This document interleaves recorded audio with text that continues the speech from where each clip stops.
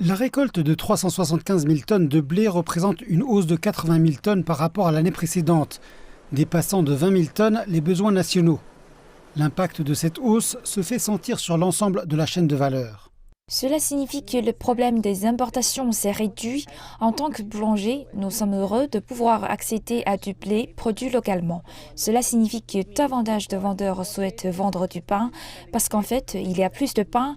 Mais du point de vue des boulangers, cela signifie que bon nombre de nos plus petites boulangeries sont en mesure de cuire du pain. L'augmentation de l'offre locale de blé, combinée à d'autres facteurs tels que la réduction des taux de prêt et l'amélioration de l'allocation des devises étrangères, a permis de minimiser les hausses de prix du pain.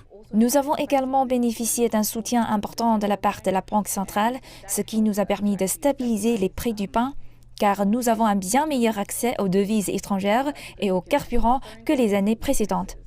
Selon les agriculteurs, la récolte exceptionnelle de blé est due à 3 facteurs. Premièrement, la stabilité de l'approvisionnement en électricité. Deuxièmement, l'augmentation de la capacité d'irrigation. Et troisièmement, l'accès au financement.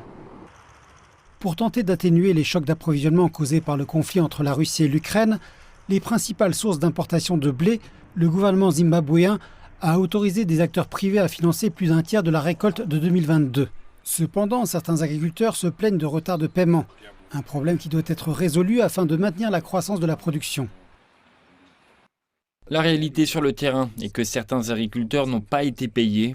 Nous devions également nous assurer que les agriculteurs soient payés pour leurs efforts plutôt qu'ils reçoivent une valeur pour leurs efforts et que cette valeur soit reflétée dans le prix à la production et qu'ils soient payés intégralement et en temps voulu. Le gouvernement zimbabwéen construit de nouveaux barrages pour augmenter la capacité d'irrigation et prévoit d'accroître la mécanisation afin d'augmenter davantage la production de blé.